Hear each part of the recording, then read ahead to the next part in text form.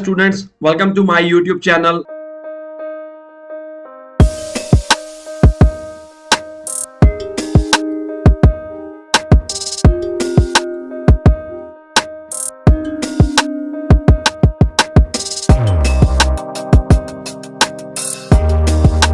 This video will be in Hindi language and topic is writing mistakes. बहुत सारे ऐसे students हैं जो राइटिंग में अच्छे स्कोर्स नहीं ले पा रहे, अपनी तरफ से वो अच्छा करते हैं, लेकिन अगर आप सिली मिस्टेक्स करोगे जो मैं डिस्कस करने वाला हूं इस वीडियो में, तो आपके अच्छे स्कोर्स कैसे आएंगे। ऐसी सिली मिस्टेक्स मैं आपको बताने वाला हूं, आपको नहीं पता चल रहा कि आप वो कर रहे हो, आप अपनी बात पे अड़े हो कि मैं सही लिख के आया था या लिख के आई थी, जैसा मुझे टीचर ने कहा था एग्जैक्ट वैसा का वैसा लिखा। अगर लिखा होता तो नंबर भी जरूर आते। तो गाइस, इसको इग्नोर मत करना, इस वीडियो को पूरी वीडियो देखना, क्योंकि इसके बाद आपके सारे राइटिंग के जो डाउट्स हैं वो क्लियर हो जाएंगे और आप भी मानोगे कि यस, मैंने ये गलतियां की होगी, इसी कारण मेरे अच्छे स्कोर्स नहीं आ रहे राइटिंग में। गाइस, जैसा कि आपको पता है, PTE is a computer based test. इसके अंदर जो मॉड्यूल्स हैं सारे आपस में इंटरलिंक्ड होते हैं। राइटिंग के अंदर रीडिंग के भी स्कोर्स होते हैं। मैं सिर्फ आज राइटिंग मॉड्यूल की बात नहीं करूंगा, पीटी के अंदर जिस सेक्शन के अंदर राइटिंग के स्कोर्स हैं वो सारी बात हम करेंगे। अगर आप भी लैग कर रहे हो रीडिंग में, लिसनिंग में या राइटिंग में, तो ये वीडियो आपके लिए है। मैं बताने वाला हूं each and everything in detail कि आप कैसे इस्तेमाल करोगे सभी चीजों को और कौन कौन सी गलतियां कर रहे हो। ध्यान से देखना इस वीडियो को, लाइक करना, शेयर करना, सब्सक्राइब करना अगर आप फर्स्ट टाइम मेरे चैनल के ऊपर आए हो। तो टाइम ना वेस्ट करते हुए हम शुरू करते हैं राइटिंग मिस्टेक्स। बहुत सारे ऐसे स्टूडेंट्स हैं जो गलतियां तो कर रहे हैं लेकिन उनको नहीं पता चल रहा, और बाद में फिर कहते हैं टीचर को मैंने तो सर वैसा ही किया था जैसा आपने कहा, ये कोई भी। तो गाइस, आप अपनी गलतियों को इग्नोर मत करो, ठीक है। सबसे पहले हम देखते हैं कि राइटिंग के स्कोर्स होते कहां पर है। राइट, राइटिंग के स्कोर देखो गाइस, आप तभी करोगे जब आप खुद लिखोगे। कुछ टॉपिक्स ऐसे होते हैं जिसमें आप खुद नहीं लिखोगे। पहले हम राइटिंग के स्कोर्स देखते हैं कि किन किन सेक्शंस में होते हैं। पीटी में राइटिंग बहुत इंपॉर्टेंट है। फर्स्ट है जी पीटीई राइटिंग मॉड्यूल जो है उसके अंदर दो सेक्शंस होते हैं, समराइज रिटन टेक्स्ट और एसे राइटिंग सेक्शन। इसके अलावा राइटिंग के और भी स्कोर्स होते हैं। बहुत सारे ऐसे स्टूडेंट्स हैं जो ये मानते हैं कि अगर हमारा ऐसे सही होगा तो ही हमारे अच्छे स्कोर्स आएंगे। ऐसा नहीं है गाइस। अगर आपके राइटिंग के स्कोर्स कम आते हैं तो आप यही सोचते हो कि मुझे लगता है कि ऐसे सही नहीं मिला या ऐसे टेम्पलेट सही नहीं मिला। ऐसा नहीं है गाइस। ध्यान से इस वीडियो को देखना, सारे कंसेप्ट दूर हो जाएंगे। अगला टॉपिक है filling the blanks, reading and writing जो आते हैं रीडिंग के केस में। लिसनिंग में समराइज स्पोकन टेक्स्ट जिसके अंदर राइटिंग के भी स्कोर्स होते हैं। नेक्स्ट आता है हमारे पास फिलिंग द ब्लैंक्स लिसनिंग में, और last but not the least right from dictation. अब ये 6 सेक्शंस हैं। 6 सेक्शंस में से अगर आप देखिए सिर्फ फिल द ब्लैंक्स रीडिंग या राइटिंग वाले जो है इसके अंदर हमें लिखना नहीं पड़ता, तो मैं इसकी बात नहीं करूंगा आज। मैं बात करूंगा बाकी सभी सेक्शंस की। अब समराइज रिटन टेक्स्ट में आपके पास 5 to 75 वर्ड्स के अंदर आपने समरी लिखनी होती है 10 मिनट्स में। इसमें आप गलतियां कर सकते हो, वो कौन सी करोगे मैं आपको बताऊंगा। उसी तरह ऐसे में समराइज स्पोकन टेक्स्ट में भी गलती हो सकती है। फिल द ब्लैंक्स में भी राइट फ्रॉम डिक्टेशन एक वर्ड का एक नंबर है, SES है, ये भी आपने गलत डाल दिया ना तो भी आपके अच्छे स्कोर नहीं आएंगे। तो गाइस, सबसे बड़ी मिस्टेक्स मैं आज आपको बताने वाला हूं, use of comma and full stop. ये बच्चों का एक तरह का आप कह सकते हो कि सबसे इंपॉर्टेंट पार्ट है जिसमें ये बच्चे गलतियां करते हैं। बहुत सारे स्टूडेंट्स की मैं मैनुअल चेकिंग करता हूं। ऐसी वेबसाइट्स आपको मिल जाएंगी जिसके अंदर आप कॉमा नहीं भी लगाओगे तो भी आपके अच्छे स्कोर्स आने के चांसेस ज्यादा हैं। बट अगर आप उस बेसिस के ऊपर एग्जाम देने जाते हो तो आपके अच्छे स्कोर्स नहीं आएंगे। देखो, यूज ऑफ कॉमा, सबसे पहले बात आपने जब यूज ऑफ कॉमा करना है उसके अंदर ये रखना है कि आपने कभी भी स्पेस बिफोर कॉमा नहीं देनी है। Before comma space not allowed, is not allowed. Before comma space is not is not allowed. बच्चे क्या करते हैं, जैसे मान लीजिए मैं एग्जांपल देता हूं, ध्यान से देखना, आपके सारे कंसेप्ट दूर होंगे। जैसे कि मैंने लिखना है America, Australia,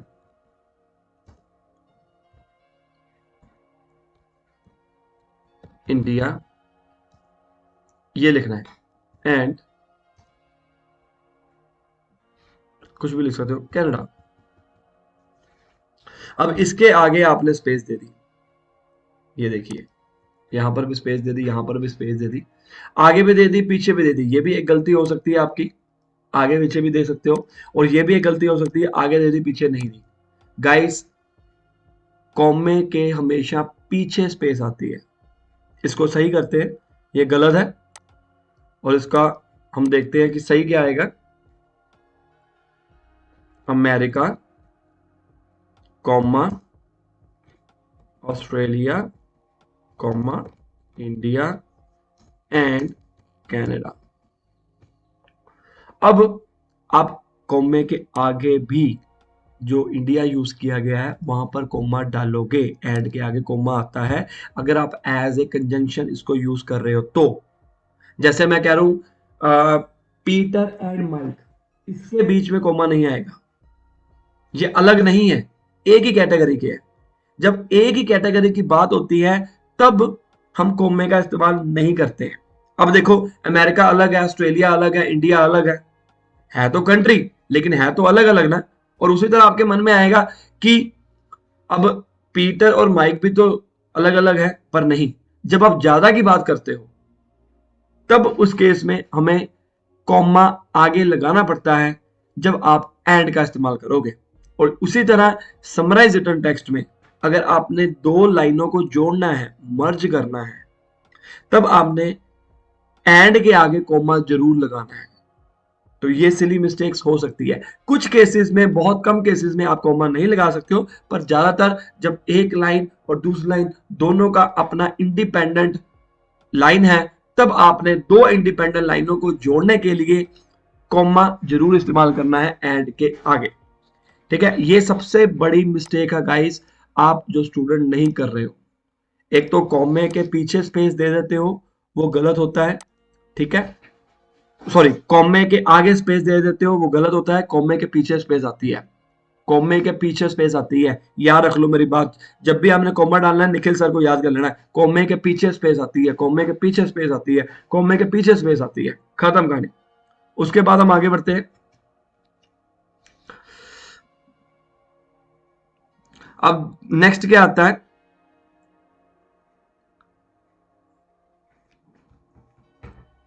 use of full stop.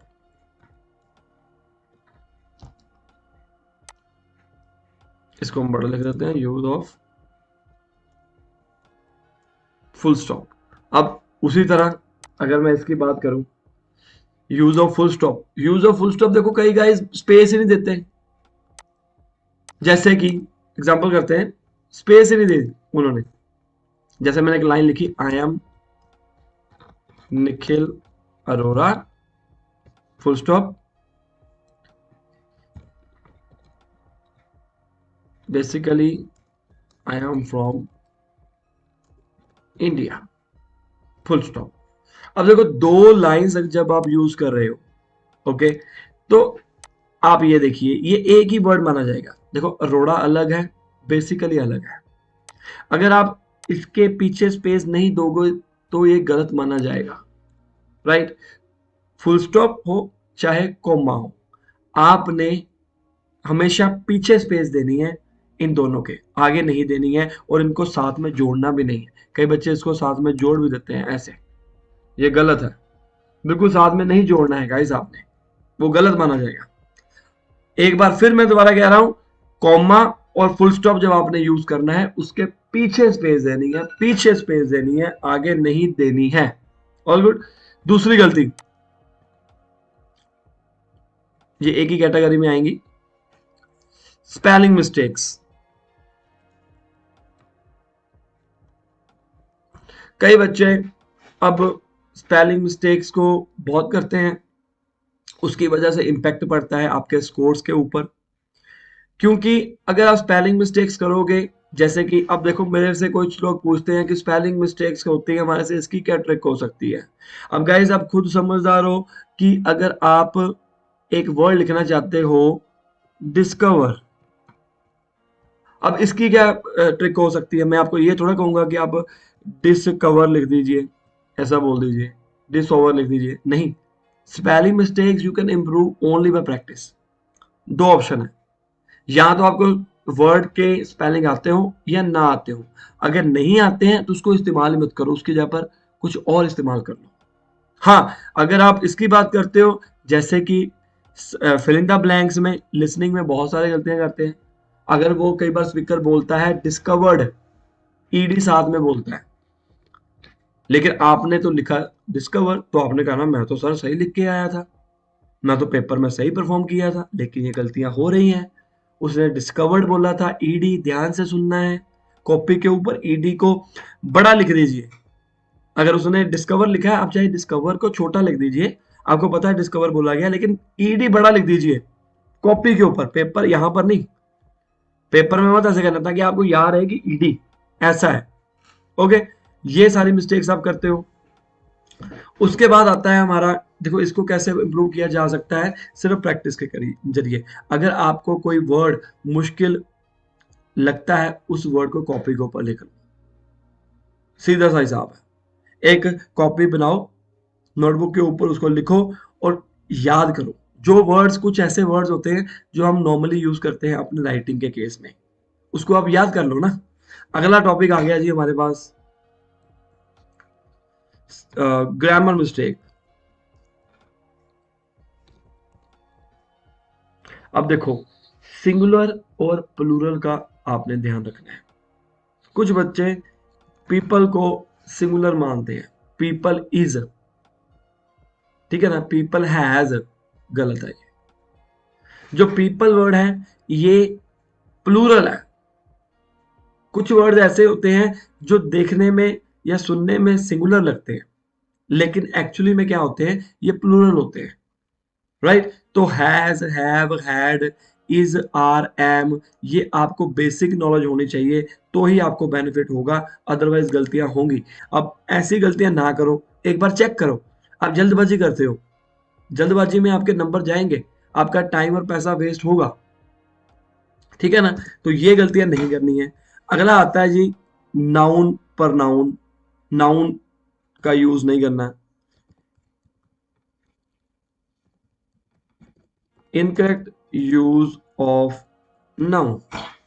अब ये मैं इसको कर देता हूं ताकि आपको पता लगे, ये हेडिंग लाइंस हैं। All good. अब देखो इनकरेक्ट यूज ऑफ नाउन।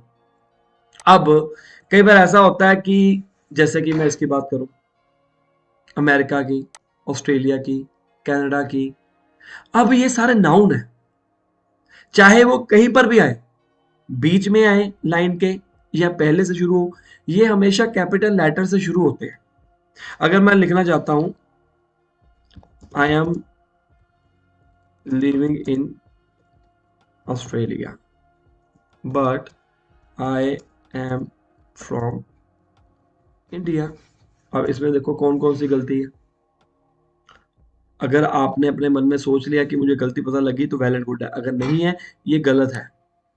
आप अगर ये सोचते हो, मोस्टली समराइज रिटन टेस्ट के केस में अगर आप ये सोचते हो ना बीच में जो लाइनें लिखेंगे वो सारी छोटी होनी चाहिए, देखो गाइस ऐसा नहीं है, ठीक है छोटी होनी चाहिए। कोमे के पीछे जो वर्ड शुरू होता है वो छोटे वर्ड से शुरू होता है, स्मॉल लेटर से शुरू होता है, लेकिन अगर कोई नाउन है वो कहीं पर भी यूज हो, आगे हो पीछे हो कहीं पर भी, उस केस में आपने उसको बड़े से शुरू करना है। अब देखिए ये यहाँ पर मैंने, सॉरी, ये आई बच्चे छोटा डाल देते हैं यहाँ पर, ठीक है, जैसे कि ये आई छोटा डाल दिया, आई थिंक उसने ऑटो करेक्ट कर दिया, ये ऐसे कर दिया, ये गलत है। अभी इस केस में देखिए, अब इस केस में आपको ये क्या क्या गलती नजर आई। एक तो ऑस्ट्रेलिया का मैंने ए छोटा डाल दिया, आई, आई हमेशा जहां पर मर्जी यूज हो, आगे पीछे कुछ वर्ड्स ऐसे होते हैं कि जो जहां पर मर्जी हो, इंडिया, ऐसे आपको देखनी पड़ेगी। इसका क्या आएगा, I am living in Australia but I am from India. ये करेक्ट है, इंडिया का आई बड़ा, ठीक है ना, ये करेक्ट हो गया। ये इनकरेक्ट है, ये करेक्ट है, नहीं पता लग रहा आपको। आप कह रहे हो कि मैं सही लिख के आ रहा हूं या लिख के आ रही हूं, ये गलतियां हो रही हैं, ठीक है।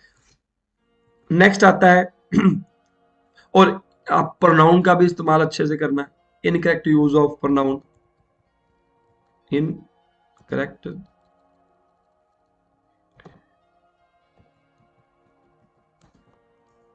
प्रोनाउन क्या होता है? प्रोनाउन मीन्स जो नाउन की जगह पर यूज किया गया। अगर एक पर्सन मेल है उसको हम ही से रिप्रेजेंट कर सकते हैं, अगर लड़की लड़की है तो उसको शी से, इसी तरह। अब देखो कई बच्चे क्या करते हैं, सिंगुलर को प्लूरल में कर देते हैं। जैसे कि मैंने लिखना है Nikhil Arora is living in Australia, ठीक है।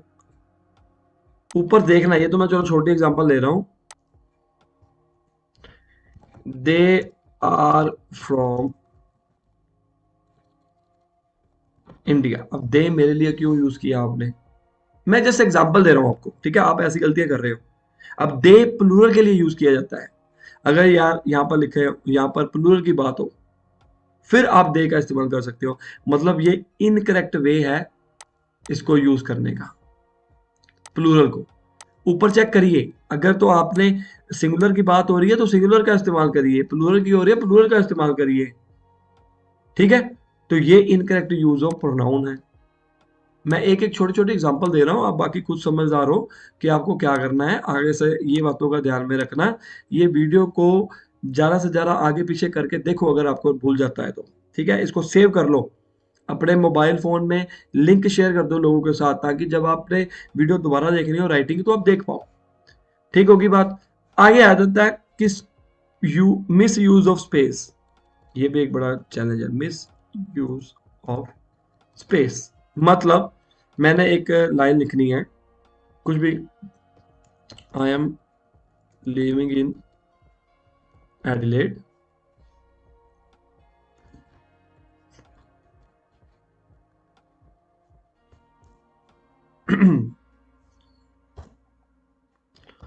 I am in Maryland, example. अब देखो यहां पर मैंने स्पेस 2 बार दे दी। जब आप देखोगे ना तो देखने में लगेगा नहीं, ध्यान से देखो, आपको लग नहीं रहा कि इसमें स्पेस ज्यादा दे दी है, लेकिन आपको ध्यान से देखना पड़ेगा। अब देखो इन सभी में स्पेस का कितना दिख रहा है आपको, स्पेस कितनी दिख रही है? इतनी। अब इसमें तो 2 दिख रही है, ये देखिए। तो use misuse of space is the major challenge for all the students. ये आप गलतियां कर रहे हो, राइट। तो ये सारी मोस्ट कॉमनली कह सकते हो मिस्टेक्स हैं people are doing in the PTE exam, right. तो एक और चीज आप याद रखना, लास्ट बात कहूंगा। आपने देखा भी होगा कुछ टाइम के ऊपर मैं जब लिख रहा था तो कुछ गलतियां मेरे से हुई थी। प्रूव रीडिंग, कोई भी टास्क हो, राइटिंग का कोई भी टास्क हो, जो मैंने अभी आपको बताया ऊपर 4 ये वाले, रीडिंग या राइटिंग इन द ब्लैंक्स को छोड़ के, क्योंकि यहाँ पर तो आप लिखोगे नहीं, बाकी ये 5 सेक्शन में आपने लिखना है। और एक और बात, हर एक लाइन को खत्म करने के बाद फुल स्टॉप डालना है, जैसे कि आप राइट फॉर्म डिक्टेशन कर रहे हो उसके अंदर भी। और प्रूफ रीडिंग अगर आपने नहीं की गाइस, आपके नंबर नहीं आएंगे। प्रूफ रीडिंग होता क्या है, जैसे 10 मिनट में आपने समराइज टेक्स्ट कर लिया, आपको टाइम दिया गया, आपने 8 मिनट में कर लिया, तो 2 मिनट बचे, उसको नेक्स्ट मत करो, भागो मत। अगर भागोगे तो प्रॉब्लम क्रिएट होगी, हमने कोई इनाम थोड़ा लेना है। तो उसको प्रूफ रीडिंग करो। प्रूफ रीडिंग मतलब जो आपने लिखा है उसको चेक करिए, ठीक होगी ना बात। तो उसी तरह बाकी सेक्शंस में भी आपने प्रूफ रीडिंग करनी है। अगर नहीं करोगे तो नंबर नहीं आएंगे। So this is all about your writing mistakes mostly people are doing in the real exam. तभी आप बाद में ये कहते हो कि मुझे समझ नहीं आया है। तो इन्हीं बातों का, सिली मिस्टेक्स का ध्यान रखो। जरूरी ये नहीं है आपके पास टिप्स एंड ट्रिक्स और टेम्पलेट्स हैं, ये जरूरी है आप उसको परफॉर्म ऐसा कर रहे हो। अगर अच्छा परफॉर्म करोगे तो ऑब्वियस सी बात है अच्छे नंबर आएंगे। स्टूडेंट कभी भी अपनी गलती नहीं मानता कि मैं तो अच्छा करके आया था, वो हमेशा अपनी गलती को छुपाने की कोशिश करता है। लेकिन गाइस एक बार याद रखो, पेपर आपने देना है। जितनी देर तक आप एक्चुअली में स्टूडेंट टीचर का अच्छा रिलेशनशिप नहीं होगा, तो वो आपका ही बेनिफिट नहीं होगा, क्योंकि टीचर उसको बता नहीं पाएगा। आप कहोगे मैं सारा सही करके आऊं, सारा सही करके आऊं, भाई नंबर तो आए नहीं, नंबर क्यों नहीं आए फिर? ठीक है ना? तो आप खुल के बताओ अपने टीचर को और अपनी गलती को पहचानो कि मुझे रीड अलाउड के केस में ऐसा हुआ था, मे बी मैं रिपीट सेंटेंसेस के केस में। हाँ, जब मैं अपने स्टूडेंट से पूछता हूँ, देखो मेरे भी कई स्टूडेंट के मार्क्स कम आते हैं, जरूरी नहीं सारे पास होते हैं, टू बी फ्रैंक।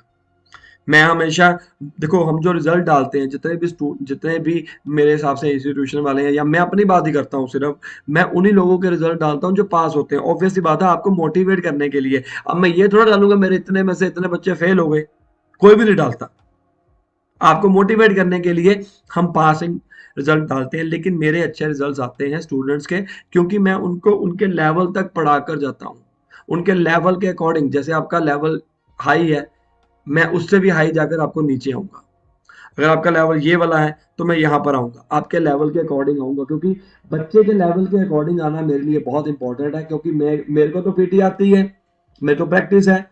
जो होशियार बच्चे हैं उनका तो निकल जाता है आराम से, हालांकि उनको भी टिप्स एंड ट्रिक्स चाहिए, पर फिर भी वो इजी होते हैं। लेकिन हम जो बच्चे वीक हैं उनको कैसे निकालना है, ये मेन चैलेंज है।